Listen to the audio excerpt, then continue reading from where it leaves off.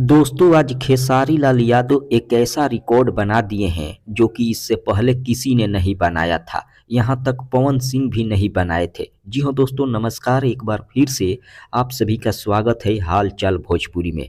दोस्तों आपको बता दें, hit machine trending star Khesari Lal Yadav एक साथ कई सारे रिकॉर्ड बनाए हैं। आप सभी को बता दें, कल वेस्ट भोजपुरी से नींबू खरबूजा भइल 2 गाने को रिलीज किया गया और रिलीज होते ही ये गाना वायरल हो गया और मात्र 24 घंटा में 4 मिलियन से अधिक व्यू चला गया। और आपको ये भी बता दें, जिस चैनल से इस गाना को रिलीज किया गया था उस चैनल का सब्सक्राइबर 0 था और 0 सब्सक्राइबर होने के बाद भी ये गाना वायरल हो गया और 24 घंटा में 4 मिलियन से अधिक व्यू चला गया और उस चैनल का सब्सक्राइबर भी 1 लाख हो गया है। एक और बड़ा रिकॉर्ड ये बना है कि मात्र 12 घंटा में, जिस समय यह गाना रिलीज हुआ उसी दिन मात्र 12 घंटा में इंस्टाग्राम ट्रेंडिंग में चला आया और 10,000 के करीब लोगों ने रील बनाया, जो कि एक बहुत बड़ा रिकॉर्ड बना है। फिलहाल इतना ही, मिलते हैं अगले वीडियो में। धन्यवाद।